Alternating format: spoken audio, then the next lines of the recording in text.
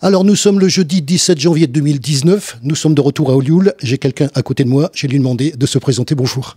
Oui, bonjour, je suis Robert Beneventi, le maire d'Olioul et conseiller régional et vice-président de la métropole Toulon-Provence-Méditerranée. Nous sommes à nouveau pour l'année 2019 dans le bureau de monsieur le maire. Merci d'abord de l'accueil de l'année dernière puisqu'on avait fait quelque chose avec vous en 2018. L'exercice, vous l'avez déjà pratiqué. Ça consiste tout simplement à faire, cette fois-ci en radio, quelque chose au niveau des vœux. Et on va revenir bien sûr sur quelque chose qui se fait ici dans la région et c'est tout à fait normal. C'est donc la prestation en salle. Quand vous êtes en salle, vous vous adressez d'abord à un public. Il y a donc les gens de la ville, il y a les gens de l'extérieur, il y a de la convivialité, c'est tout à fait normal.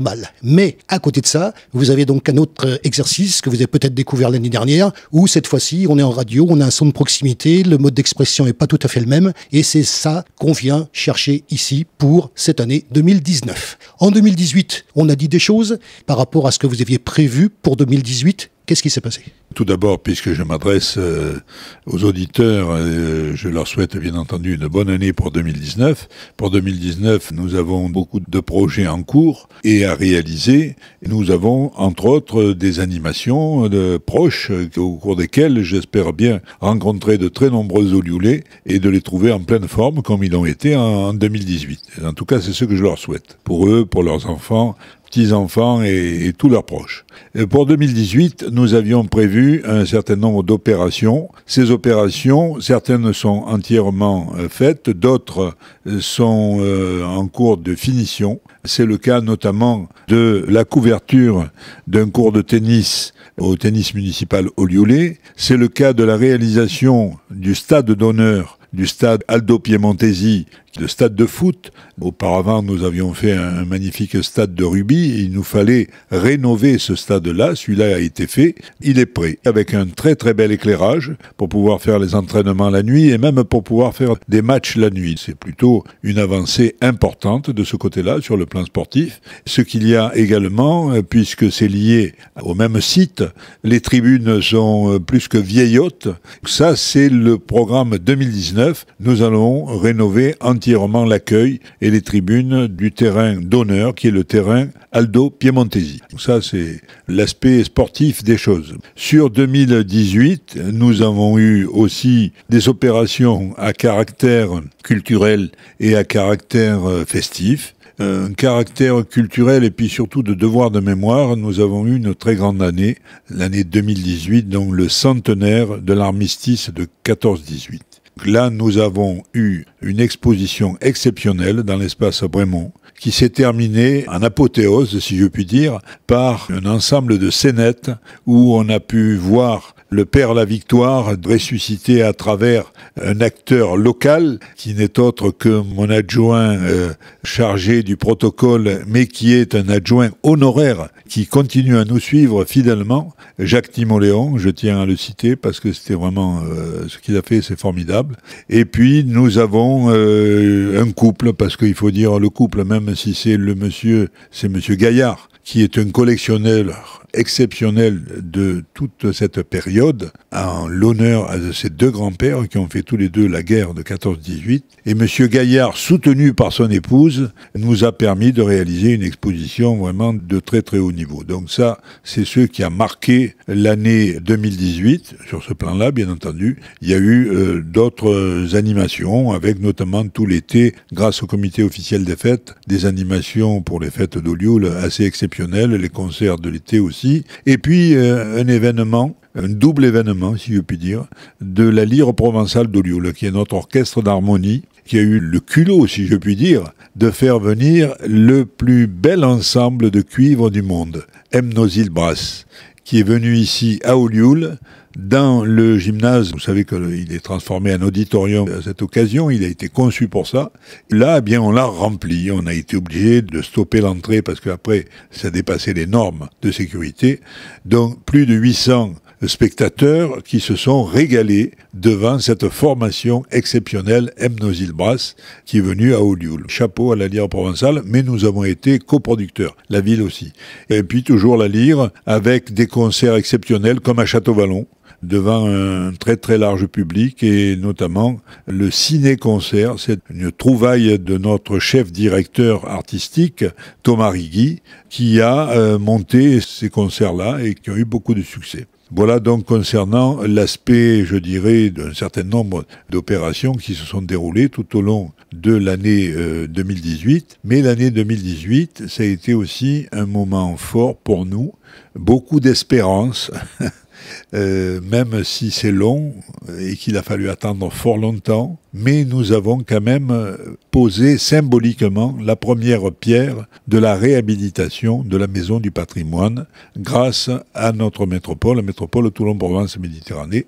Cette maison qui est un établissement inscrit à l'inventaire complémentaire des monuments historiques, mais dont tout l'intérieur est classé parce qu'il y a des gypseries exceptionnelles qui datent du XVIIe siècle. Et ces gypseries, figurez-vous qu'avec ces travaux, alors c'est vrai qu'à travers les ondes, c'est difficile à décrire et à voir, mais on invitera le public à venir découvrir ce véritable joyau de ces gypseries de l'époque, puisque maintenant, nous avons là des grands spécialistes qui sont en train de les mettre en valeur, de les découvrir, de leur enlever toutes les superpositions de peinture ou de plâtre qui ont pu être faites tout au fil des siècles.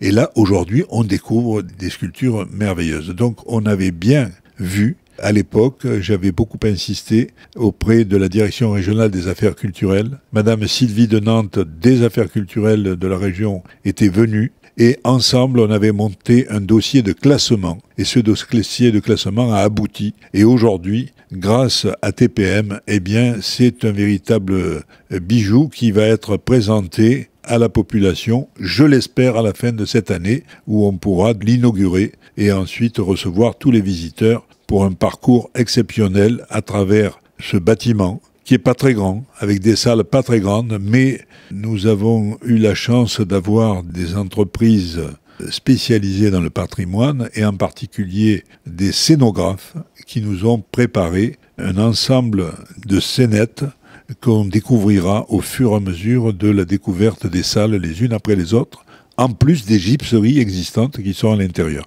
Donc c'est un musée moderne, vivant, qui sera mis à disposition de la population. Quand on arrive à l'entrée d'Olioul, il y a un grand panneau et vous mettez en avant deux choses, parce que je l'ai lu encore en repassant devant, le patrimoine, puis peut-être allons-nous en parler, parce que c'est juste à côté de la mairie, les métiers d'art. Oui, alors l'opération métiers d'art est une opération que l'on porte depuis de très très nombreuses années. Nous avons plus de 30 métiers d'art maintenant en centre-ville. Nous avons fait le choix de la qualité, mais de l'éclectisme. C'est une opération qui est toujours plutôt soulignée comme étant une opération exemplaire, celle que nous avons menée sur la ville et que l'on continue à mener.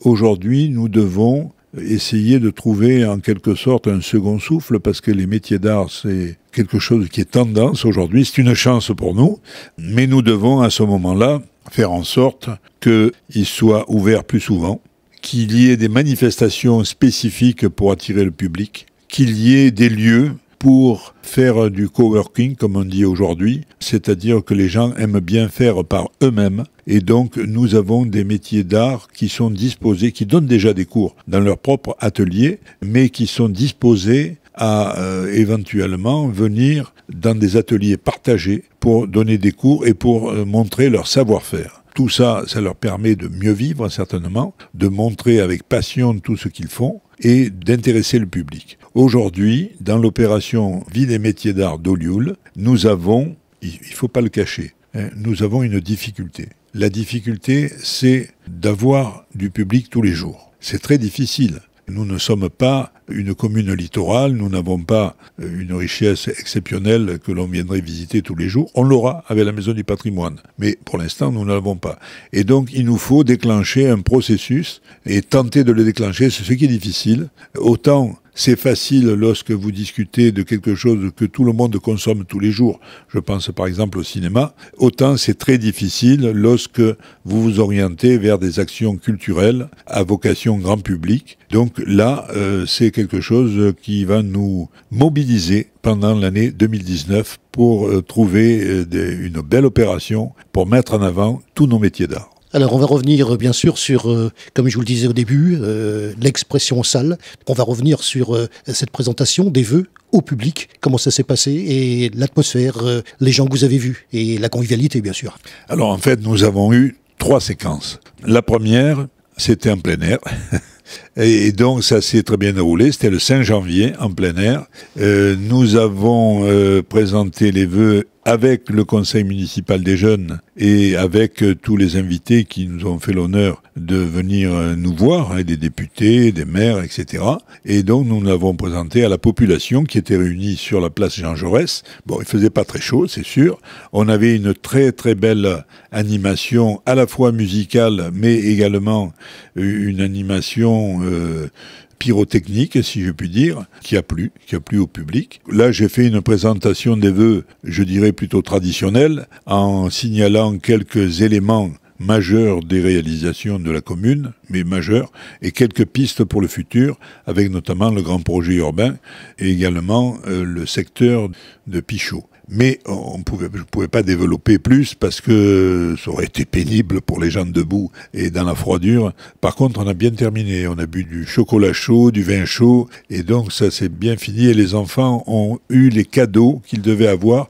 Tous ceux qui nous ont, à travers des classes, à travers des organismes, qui nous ont assuré la forêt des enfants, une belle décoration. Chaque organisme a eu son cadeau. Et chaque enfant présent sur la place Jean Jaurès a eu aussi son petit cadeau. Donc ça, c'est les vœux à la population. Ensuite, nous avons eu les vœux entre nous, si je puis dire, c'est-à-dire le conseil municipal et l'ensemble du personnel au service de la population. J'ai eu l'occasion de dire tout le bien que je pensais de l'action qui était menée par l'ensemble des services qui étaient présents. Donc ça s'est là aussi très bien déroulé. C'est la première fois qu'on le faisait de cette manière-là. Donc ça a été une réussite puisque j'ai même eu du retour de certains services pour me remercier d'avoir organisé ce type de vœux. Et puis, enfin, les vœux des corps constitués, comme on dit aujourd'hui, mais nous y avons ajouté aux corps constitués toutes les associations d'Olioul. Et donc là, ça s'est déroulé au gymnase, parce qu'il y avait quand même beaucoup de monde, plus de 400 personnes, et ça s'est bien passé,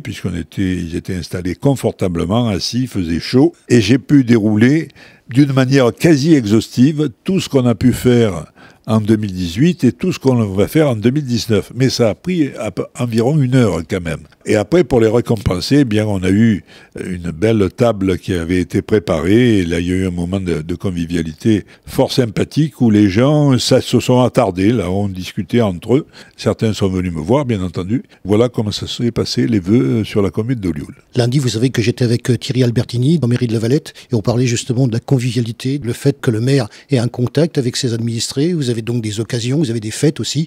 Moi, je vous vois donc à l'occasion des fêtes, puisque vous savez que je m'occupe d'un groupe qui s'appelle Fêtes et Foires dans le 83, qui demande d'ailleurs, j'en profite pour le dire, pas mal de travail, avec bien évidemment la complicité, parce que j'aime beaucoup ce terme, des services communication, des mairies, et bien sûr le vôtre, ici, à travers Nicolas, avec Catherine, qui est présente aussi avec nous, cette complicité que nous avons justement pour vous aider à faire la promotion, et vous savez quel sérieux on met dans cet exercice et le travail que ça demande. Vous êtes justement présent sur ces manifestations, vous voyez, vous rencontrez les gens. Comment vous ressentez ça en tant que maire? Alors moi, je dirais, les gens s'étonnent de me voir presque de partout. Je dirais, mais c'est ma fonction. Je suis le maire de la commune, donc je représente, j'ai été élu pour représenter la collectivité. Il me semble tout à fait normal de participer avec eux. Lorsque je suis invité par une association qui fait une animation, eh bien, où j'y vais, où je suis représenté, j'ai pas encore trouvé le don d'ubiquité. Donc il faut que je trouve des solutions autres. Et donc je remercie tous les élus de mon groupe majoritaire de répondre régulièrement et d'aller dans toutes ces manifestations. Alors ça, c'est les manifestations organisées par les associations. Quand c'est la ville qui organise, à plus forte raison. C'est la ville qui organise, nous sommes là, c'est le cas de la fête de l'Olivier, par exemple. On est au four et au moulin, si je puis dire, et on est de l'inauguration jusqu'à la clôture pour voir comment ça se passe. On rencontre les gens. Le seul défaut que je trouve à ce système-là, mais on ne peut pas faire autrement, c'est qu'en fait, on ne profite pas vraiment de la fête. On est des acteurs de la fête, on est des acteurs, voilà. On rencontre des gens, on discute, on prend des notes, quelquefois des doléances, ça nous permet de les enregistrer et on n'a pas besoin de cahiers, vous voyez, ou de grands débats, c'est du quotidien. On fait toujours comme ça. Moi, dès que quelqu'un me dit à tel endroit il y a quelque chose qui ne va pas, ce matin on me l'a dit encore, j'étais donc dans les écoles pour la remise des petits sachets pour la lutte contre les problèmes bucco-dentaires, si vous voulez, auprès des enfants. Ça s'est bien déroulé. Bon, on m'a fait remarquer qu'à tel ou tel endroit il fallait intervenir. Immédiatement, j'ai transmis de manière à ce que les choses puissent être corrigées, autant que faire se peut, parce que à l'impossible, nul n'est tenu, et c'est difficile, notamment vis-à-vis des chiens, de les éduquer. C'est les maîtres qu'il faut éduquer, c'est pas les chiens. Il n'empêche que on s'en occupe et on le fait tous les jours. Mais cet esprit-là, c'est le côté fraternel de notre pays où on aime bien se rencontrer. On en a parlé avec Thierry Bertini. L'esprit village peut-être aussi encore. Complètement. C'est l'esprit village. Alors ça, les gens des fois me disent, presque en s'excusant, ils me disent, vous avez un beau village, oh pardon, peut-être je voulais vous dire une ville. Non, mais c'est vrai, c'est une petite ville, il y a 14 000 habitants. Mais l'esprit village, moi je mets un V majuscule parce que... Vous savez à quel point je me sens concerné par vos propos. Eh bien, bien sûr, oui. L'esprit village, c'est primordial. C'est primordial. Et des fois, dans les très grandes villes, je me rappelle, il fut un temps où il y avait des fêtes de quartier pour garder le village de tel endroit, le village du Mourillon, le village de la Serinette, etc., etc. Il y avait toujours l'esprit village. Et là, c'est le village d'Olioul. Les rapports avec les associations? Les rapports avec les associations, ils sont... Combien il y en a? Alors, des associations, il y a les associations régulières, si je puis dire, ou connues, en gros c'est 200 et quelques, et il y a le nombre d'associations référencées par l'INSEE, je crois qu'on est à 600, voilà, plus de 600 associations, mais nous, on vous parle de celles qui sont actives, que l'on rencontre régulièrement. Vous avez les associations qui sont dans le domaine des festivités, le domaine culturel, dans le domaine caritatif, il y en a beaucoup. Les associations sportives, il y en a beaucoup aussi. Les associations un peu plus intéressées, c'est-à-dire celles qui sont organisées par rapport à des associations syndicales libres d'un lotissement, tout simplement les associations de quartier, comme les comités d'intérêts locaux. Tout ça, ce sont des associations, les gens nous sollicitent régulièrement. Ça se fait, je dirais, dans la courtoisie, mais s'ils ont quelque chose à nous dire, ils nous le disent. Et donc, c'est ce que je disais un peu avant, le débat public, chez nous, il est quotidien. On est au contact avec la population au quotidien. Et ce qu'on nous dit, il faut des réponses, bien sûr. On ne peut pas dire oui à tout, c'est pas possible. Donc, et ça, moi, j'explique pourquoi certaines choses, on a fait un choix. Je vais citer un exemple. La route qui monte au Gros Cerveau. C'est une route qui est empruntée et qui est connue dans toute l'agglomération toulonnaise, qui donne accès notamment à l'observatoire astronomique du Gros Cerveau, mais qui donne accès à un site exceptionnel, où on a une vue fantastique. Et donc, cette route du Gros Cerveau, c'est une route à caractère campagnard, même si c'est une voie départementale. Eh bien, quelquefois, j'ai rencontré des personnes qui habitent dans ce secteur, rares, mais qui sont venus me demander l'installation de l'éclairage public. Mais la majorité des gens qui habitent ce quartier ne veulent pas. Et donc, j'explique à ces quelques personnes que je suis obligé de leur dire non. Parce que d'abord, en plus, c'est mon sentiment personnel. C'est des chemins de campagne, il faut en garder le caractère. Si vous commencez à les urbaniser, vous transformez le caractère. C'est de la pollution visuelle, c'est plein de choses pour la nuit. Surtout pour l'observatoire astronomique, ça serait catastrophique de faire des choses pareilles. Donc, je disais qu'on ne peut pas toujours dire oui, mais on est à l'écoute, on explique. Lorsqu'on dit oui, j'insiste auprès des services, auprès des élus. Vous avez dit oui, donc maintenant, nous devons faire. Si ça prend du temps, nous devons expliquer pourquoi ça prend du temps. Si on ne peut pas faire parce qu'on rencontre une contrainte majeure, eh bien, là aussi, il faut expliquer. Alors, on revient, bien sûr, à 2019, les grands projets. Alors, 2019, les grands projets, c'est, avec TPM, terminer la Maison du Patrimoine, bien entendu, avec Escota, le département Sud-Sainte-Baume et TPM, la réalisation de l'échangeur d'Olioul, qui devrait se terminer là aussi en 2019, donc c'est vraiment des grands projets, mais des grands projets communs. C'est également avec TPM et le Technopôle de la mer que la réalisation de l'extension de ce Technopôle de la mer, où se trouve aujourd'hui Naval Group, et où il va y avoir 2 bâtiments nouveaux, plus un hôtel. Donc ça aussi, ce sont des très grands projets. Après, il y a des projets plus communaux, si je puis dire. Tout d'abord, des projets de type festif. C'est l'année du Corso Fleuri. Nous aurons donc le Corso Fleuri, c'est le 28 avril. Je note. C'est pourquoi? 28 avril, oui. Alors, c'est un peu plus près, vraiment très près de chez nous. Je ne sais pas si vous pourrez le faire passer, mais très très près de chez nous, c'est le 26 janvier, la fête de la soupe. 4e édition, la fête de la soupe. C'est que je suis au courant. Oui, bien sûr, je sais que vous êtes au courant. Parce qu'il y a nos services qui m'ont envoyé l'affiche, tout simplement. C'est très bien. Et puis, nous avons entre les deux, alors là, c'est à la fois du sport et à la fois du spectacle, un match de catch. C'est le 23 février. Vous faites ça? Hein? Vous faites ça? Pas moi, non. Mais j'irai voir. J'irai voir ça parce que ça s'annonce comme étant un événement. Un événement qui va se dérouler dans le gymnase scolaire qu'on appelle le gymnase Vallon. C'est original, oui, d'accord. Voilà, ça c'est les animations. Après, il y a toutes les autres animations, mais enfin, je vous citais celles qui sortaient un petit peu de l'ordinaire. Ensuite, dans le domaine sportif, on n'abandonne pas.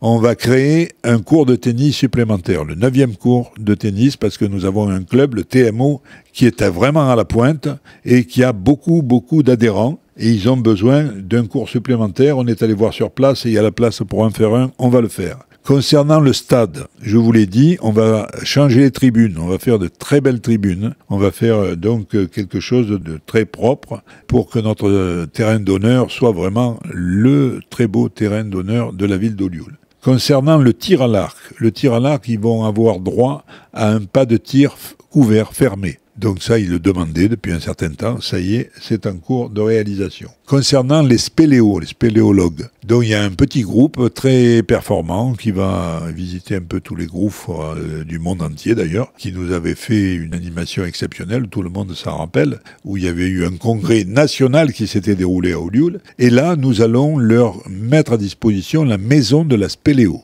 Rien moins que ça. Donc un local qui va être réhabilité prochainement. Ensuite, concernant les activités économiques, je vous ai parlé du Technopole de la mer, mais il y a une activité économique qui nous tient particulièrement à cœur, c'est l'agriculture. Parce que l'agriculture, il faut la soutenir. Alors on la soutient au niveau de notre PLU, le plan local d'urbanisme, pour que les agriculteurs implantés puissent continuer à se développer, faire des installations, etc. Et puis, on la soutient d'une autre manière, on a fait des acquisitions de terrain et on met à disposition ces terrains de jeunes agriculteurs. Et on va même un petit peu plus loin, puisque on en a déjà installé un dans une ferme réhabilitée, et nous allons réhabiliter une 2e ferme. Ça, c'est en 2019. C'est pour vous dire, pour l'agriculture. Ce que j'aime bien, c'est que déjà, on en avait parlé l'année dernière, et donc il y a une action de suivi dans ce domaine-là, qui est importante d'ailleurs. Oui, exactement. Alors ensuite, nous avons le domaine scolaire. Le domaine scolaire, on a la chance d'avoir une population, une démographie qui avance, à peu près 1% par an, en moyenne. Ça fait même un petit peu plus dernièrement, ça fait 1,48, puisqu'on a eu plus de 200 habitants supplémentaires d'une année sur l'autre. On est aujourd'hui, d'une manière très précise, à 13 813, INSEE 2016. Donc, qu'est-ce que nous allons faire? Eh bien, nous avons eu 2 créations de classes. Nous avons une école nouvelle qui s'appelle l'école Simone Veil. L'école Simone Veil, c'est une école évolutive. On l'a créée à 6 classes, mais on peut aller jusqu'à 9. Et donc nous avons pris la décision de faire les 3 classes supplémentaires. Donc il y en a 2 en cours de construction. La 3e sera en cours de construction très prochainement, de manière à avoir ces 3 classes supplémentaires. Donc c'est quand même important.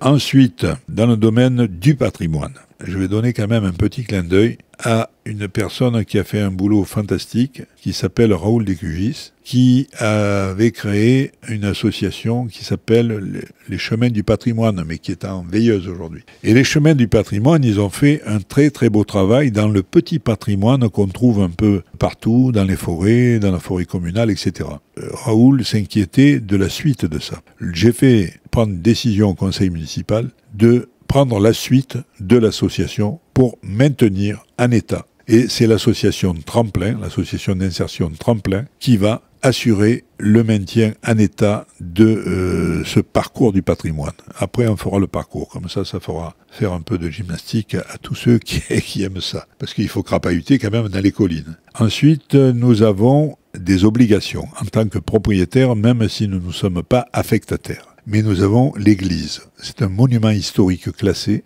et la propriété, c'est la propriété de la ville d'Olioul. Là, nous avons demandé à un architecte du patrimoine de nous faire un diagnostic de toutes les petites améliorations, réparations, corrections qu'il y a lieu de faire dans ce bâtiment. Ça touche aux menuiseries extérieures, ça touche à l'éclairage intérieur, ça touche à quelques petites épaufrures qu'il y a par-ci par-là qu'il faut réparer. Et puis, un projet que l'on partage avec l'élu chargé du patrimoine, Annick Buisson-Étienne, conseillère municipale, et avec le groupe de recherche sur le patrimoine olioulais, présidé par René Gramondi, qui ont comme idée la volonté de faire ressortir le crénelage des anciens remparts de la ville. Il nous reste un petit bout, un petit morceau sur la chapelle haute de l'église. Et donc, le projet un peu, je dirais pas fantastique, mais le projet un peu... Mais c'est comme tous les projets, ça. Hein. C'est des rêves, et c'est des rêves que finalement, en parlant à un, en parlant à l'autre, en faisant partager ce rêve à l'architecte des bâtiments de France... En intéressant les gens. En intéressant les gens, mais les gens qui décident.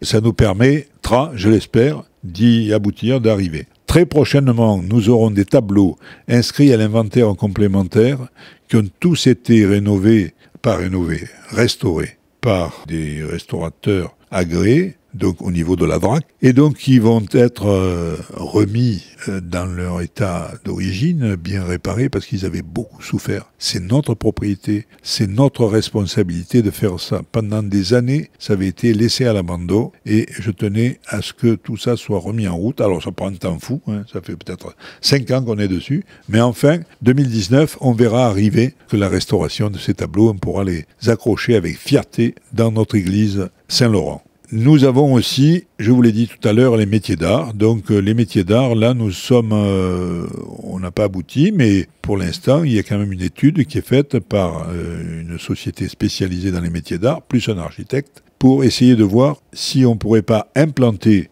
ce que je vous expliquais d'espaces communs, d'ateliers communs, de showrooms, etc., pour créer des animations spécifiques et pour attirer un public plus nombreux qui s'intéresse aux métiers d'art dans l'ancienne école Sainte-Geneviève, dans laquelle nous avons déjà pu installer en 2018 le musée de l'école publique. Ce musée, c'est en quelque sorte une opportunité, c'était pas prévu. L'année passée, j'ai pas pu vous en parler, je ne savais pas qu'on allait l'avoir. On nous l'a proposé et on l'a accueilli très volontiers parce que franchement, ce qui a été fait, c'est un travail extrêmement professionnel d'une personne passionnée, de personnes au pluriel passionnées. Et vraiment, le musée, c'est un musée clé en main qu'on a reçu, avec des audioguides qui sont parfaitement bien adaptés pour une visite très agréable de ce qui était donc l'école publique à ce moment-là. C'est quelque chose qu'il faut quand même mettre en avant. Voilà un peu, je vous ai donné, alors il y a plein d'autres choses, mais je voudrais pas être trop long non plus. Il y a beaucoup d'opérations. Parmi les opérations, je n'oublie pas tout ce qui est logements sociaux, où nous avons à la fin de l'année livré 3 logements sociaux en centre-ville de plus, où nous avons en cours de construction 8 logements sociaux par le logis familial varois, mais sur du bâtiment mis en bail à construction à disposition par la ville, 8 en centre-ville, et nous allons restaurer ce bâtiment qui est attenant, c'est le même bâtiment si vous voulez, un très grand bâtiment, devant il y a les 8 logements sociaux, derrière il y a une ancienne chapelle, la chapelle Saint-Côme, cette ancienne chapelle a 2 niveaux, et le niveau inférieur c'est une très grande salle, et dans cette grande salle on souhaite y créer le musée de la fleur et de l'olivier. Et derrière cette grande salle, il y a l'ancien jardin du ce couvent, parce que c'était un couvent, le couvent des Observantins. Et dans ce grand jardin que nous avons acheté, eh bien là nous allons faire un très beau jardin, à la fois esthétique et didactique. Esthétique parce que il faut, et on va pas investir de l'argent pour faire quelque chose de minable, excusez-moi l'expression, mais didactique en ce sens que on voudrait quand même mettre en valeur tout le travail des horticulteurs d'Olioul dans le passé, leur manière de cultiver les fleurs, etc. Donc c'est le projet que nous avons, c'est un très beau projet. Je ne sais pas s'il sera terminé à la fin de l'année parce que c'est un projet énorme, mais en tout cas le chantier est ouvert. Alors on va terminer, parce qu'il y a bien un moment, il faut terminer. Généralement, au début d'année, on fait quelque chose, on présente les vœux. C'est ça. Mais écoutez, moi je voudrais m'adresser à toutes les Olioulaises et tous les Olioulais, leur dire que, comme eux, je suis un peu préoccupé par la situation du climat social de notre pays, mais qu'il faut quand même continuer à faire confiance à l'action que l'on mène sur la commune, faire confiance à tous les acteurs associatifs et officiels qui tous les jours s'occupent de tout le monde dans le centre d'Olioul et dans tout Olioul en général. Faire le vœu, bien entendu, que le développement économique se poursuive. Nous avons aujourd'hui 2027 entreprises sur Olioul, 7500 emplois, donc le vœu que ça continue, de manière à ce qu'il y ait moins de chômeurs, bien entendu. Et puis le vœu également que tous ceux qui sont dans la difficulté aujourd'hui, eh bien, retrouvent un peu de l'espoir. Pour cela, on peut les aider. Ils viennent voir le Centre communal d'action sociale. On est à leur écoute tous les jours. Et le vœu qu'ils se portent tous en très bonne santé, que ce soit des personnes jeunes, adultes, ou des personnes d'un certain âge. Et pour les personnes d'un certain âge et qui sont peut-être en difficulté, eh bien, ceux à ce moment-là, là aussi, qui viennent voir le Centre communal d'action sociale, car nous avons une action qui s'intitule « Culture pour la vie » et qui leur est directement réservée. Qu'ils viennent, qu'ils n'hésitent pas, ça coûte quasiment rien, ça permet de rencontrer d'autres personnes, ça permet de se tenir en très très bonne santé. C'est le vœu que je fais pour l'ensemble des Olioulaises et des Olioulais, la santé d'abord, la joie, l'enthousiasme, et pour les enfants, petits-enfants et tous ceux, les actifs qui ont des choses à faire intéressantes, la réussite.